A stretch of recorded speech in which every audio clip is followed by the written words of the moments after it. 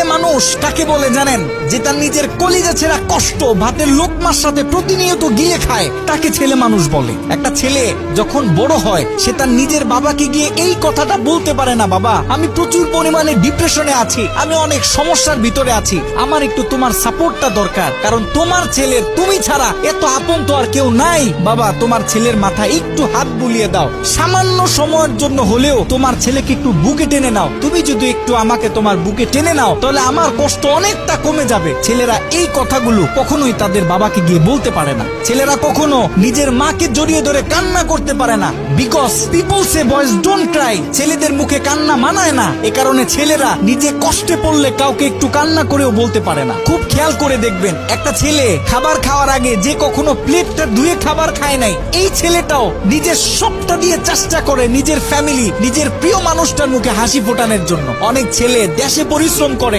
অনেক ছেলে প্রবাসে বছরের পর বছর নিজের ফ্যামিলি, নিজের প্রিয় মানুষের মুখে হাসি ফোটানোর জন্য পড়ে থাকে। দিন শেষে ছেলেদের মুখে হাসি ফোটানোর মতো কাউকে পাওয়া যায় না। আমি মনে করি boys are the best actor in the world. এই পৃথিবীতে ছেলেরা হচ্ছে সব থেকে বড় অভিনেতা, কারণ ছেলেরা নিজেদের বুকে হাজারো লক্ষ কষ্ট পুঁতে রেখেও মুখে হাসি নিয়ে চলে, কারণ সে জানে আজকে আমি যদি ভেঙে পড়ি তাহলে আমার পুরো ফ্যামিলিটা অস্তিত্বহীন হয়ে যাবে।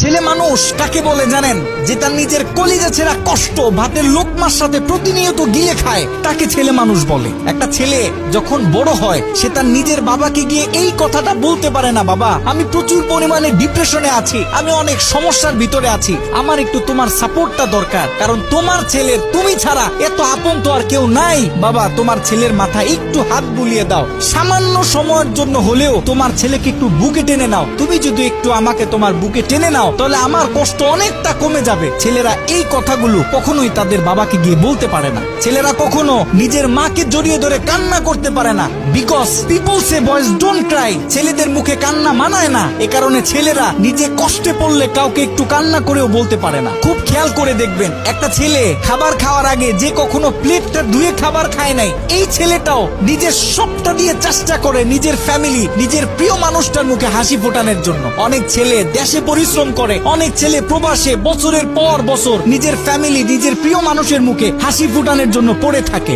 দিন শেষে ছেলেদের মুখে হাসি ফোটানোর মতো কাউকে পাওয়া যায় না। আমি মনে করি boys are the best actor in the world. এই পৃথিবীতে ছেলেরা হচ্ছে সব থেকে বড় অভিনেতা, কারণ ছেলেরা নিজেদের বুকে হাজারো লক্ষ কষ্ট পুঁতে রেখেও মুখে হাসি নিয়ে চলে, কারণ সে জানে আজকে আমি যদি ভেঙে পড়ি তাহলে আমার পুরো ফ্যামিলিটা অস্তিত্বহীন হয়ে যাবে।